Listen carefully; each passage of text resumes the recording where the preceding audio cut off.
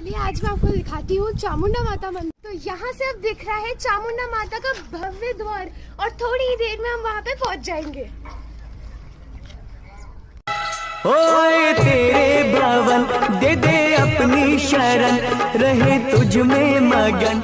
Basically ये जो मंदिर सामने दिखाई दे रहा है, यहाँ तक आजकल गाड़ियाँ आती हैं, पर सौम्या शर्मा नीचे से ही लगभग 1000 फीट ऊपर पैदल ही चढ़कर आई हैं इस मंदिर के दर्शन करने के लिए। तो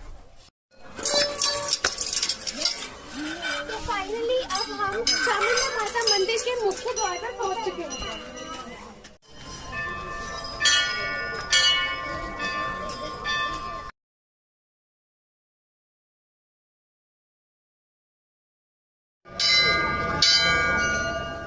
चामुंडा माता मंदिर लगभग 1160 वर्ष पुराना है।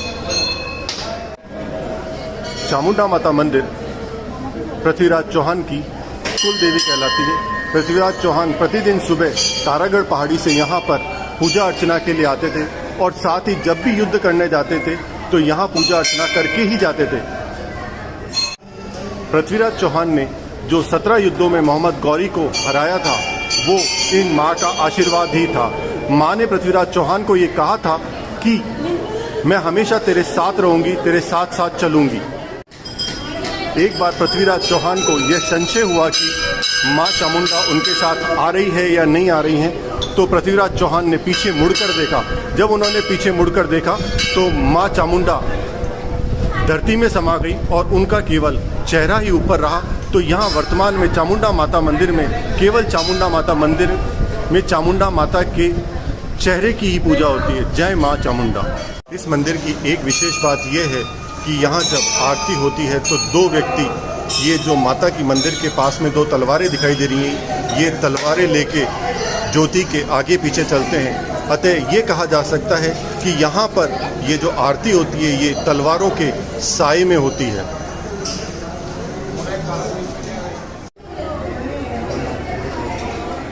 यहाँ सभी श्रद्धालुओं को मोर पंख के माध्यम से झाड़ा लगाया जाता है। चलिए आज मैं आपको दिखाती हूँ चामुंडा माता मंदिर। यहाँ पे एक अक्षय जल स्रोत भी है। चलिए तो चलते हैं इस अक्षय जल स्रोत को देखने।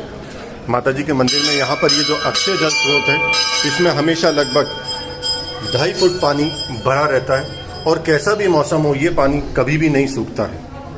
साथ ही इस अक्षय जल स्रोत की एक और ख़ास बात है कि यहाँ पर गर्मियों में पानी शीतल और सर्दियों में पानी गर्म हो जाता है।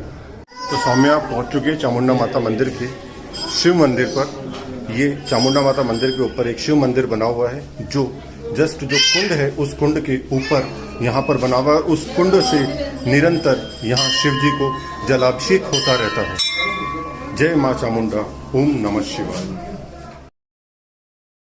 मंदिर के दाएं और बाएं तरफ ये शिलापट लगा हुआ है। इस मंदिर में, इस मंदिर के शिलापट पर इस मंदिर के बारे में सभी कुछ लिखा हुआ है कि यहाँ पर जो पुजारी होगा वो बोराज गांव का होगा, कौन होगा और किस तरह से बोराज गांव की एक कमेटी बनेगी, इस बारे में समस्त सूचनाएं अंकित हैं।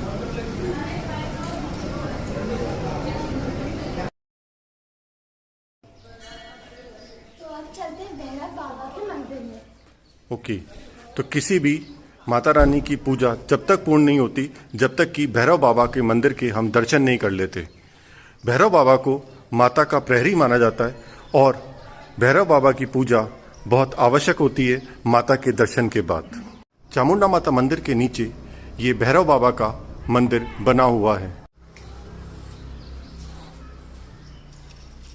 जय भैरवाय नमः। ये चामुंडा माता मंदिर की यज्ञशाला है। चामुंडा माता की चढ़ाई जैसे ही शुरू होती है, वहाँ पर एक बड़ा बड़ का पेड़ लगा हुआ है। तो एक बार देख लें इस बड़ के पेड़ को सौम्या।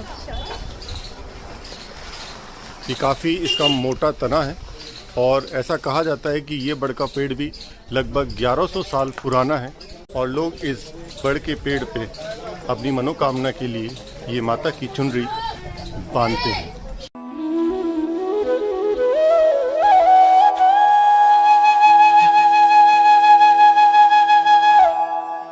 चलिए आज मैं आपको दिखाती हूँ चामुंडा माता मंदिर से अजमेर का बहुत ही खूबसूरत दृश्य।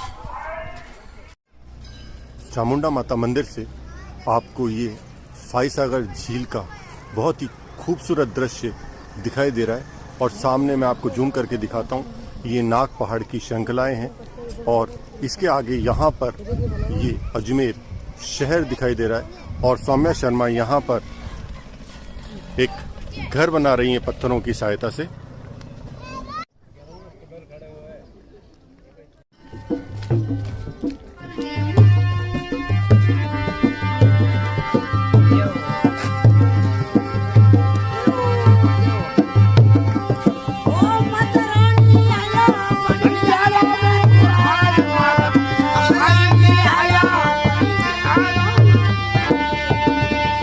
तो सौम्या अब मंदिर से नीचे उतरते हुए, सौम्या एक बार पीछे मुड़ के दिखाएंगे आप। और ये जो मैंने आपको पहले दिखाई थी एक सीधी खड़ी चढ़ाई, उससे अब सौम्या तेज़ी से नीचे जा रही हुई और हम इनको पकड़ने की कोशिश कर रहे हैं पर ये बहुत तेज़ी से भाग रही हैं और हमें भी इनके पीछे पीछे भागना पड़ रहा है।